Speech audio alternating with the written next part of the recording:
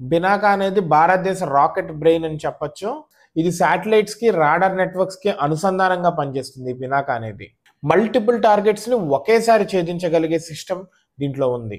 దీని main importance ఇంకా economical గా ఎలా అంటే కాస్ట్లియర్ ఇంపోర్ట్స్ వేరే దేశాల నుంచి మనం ఏవైతే ఇంపోర్ట్ చేసుకుంటున్నామో వాటన్నింటిని రీప్లేస్ చేయగలదు. దేశానికి ఎంతో డబ్బు మిగల్చగలదు. ఇదంతా మన R&Dలో పెట్టుకొని ఇంకా కొత్తవి తయారు చేయగలదు. అయితే పినాకాని మిగతా వాటితో పోలిస్తే ప్రపంచంలో ఉన్న వాటితో రష్యాస్ గ్రాడ్ ఎస్మర్క్ ఈ రెండింటిని అవుట్ పెర్ఫార్మ్ చేస్తుంది. అదే విధంగా చైనాస్ WS2 అని ఉంది, దాన్ని కూడా అవుట్ పెర్ఫార్మ్ చేస్తుంది. దీని మెయిన్ అడ్వాంటేజెస్ వాటితో పోలిస్తే ఏంటంటే లాజిస్టిక్స్ పరంగా ఇది చాలా ఈజీ, అదే విధంగా రీలోడింగ్ పరంగా కూడా ఇది చాలా ఫాస్ట్ అని వాటితో పోలిస్తే కనుక.